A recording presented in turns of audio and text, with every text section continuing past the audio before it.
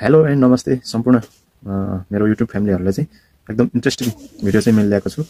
Social मिडियाबाट सवार एउटा video चाहिँ मैले ल्याएको छु, इन्जोय गर्नु होला है त। भिडियो लिने दाजुलाई सम्मान गर्दै एउटा भिडियो चाहिँ मैले उहाँबाट सवार सोशल मिडियाबाट सवार चाहिँ एउटा भिडियो ल्याएको छु। यो भिडियो चाहिँ मैले टक्क जुन मुसाको चाहिँ एउटा 50 रुपैयाँ, एउटा मुसाको 50 रुपैयाँ आउने रहेछ।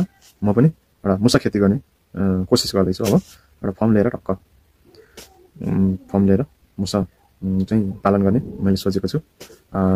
भिडियो हेर्नु होला है त गाइस। आरु होमस्टे छ, अर्गानिक होमस्टे ट्रेन्डर नौसिलपुरमा छ। यो बाबु के हो तिम्रो नाम? प्रिन्स चौधरी। अनि यो के हो यो खास? मुसा यो कहाँबाट लिएर आएको? बारी कहाँबाट? खेतबारबाट। कति यो कसरी बेच्छौ त? यहाँ बेच्ने हो ल्याएर कतिमा बेच्छौ? 50 एउटा मुसाको 50 रुपैयाँ। अनि आज दिनभरि कति बारे हो मुसा? 37 वटा। 37 इन्टु कति भयो त पैसा? बहुत धेरै। आज स्कुल कति पढ्छौ तिमी? 5। अनि प्रत्येक शनिबार यसरी मार्ने हो?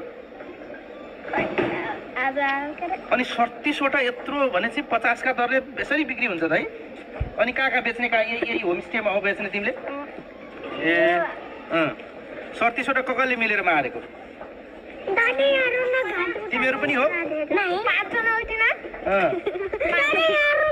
अब यो पैसा लिएर के गर्छौ त? 50 इन्टु 37 भनेपछि त कति धेरै भयो? भनेपछि 3000 जति कति? होइन अनि कति पैसा कति घर लिएर के गर्छौ? के मुसा त घर खाने हो नि, बेच्यो भने पैसा चाहिँ के गर्ने? पैसा घर लिएर छोड्छौ कि मम्मीलाई दिने कि राख्छौ? आफै मम्मीलाई दिन्छौ? अनि प्रत्येक शनिबार मार्ने कि के गर्ने हो? ए ल एकदम इन्जोय गर ल।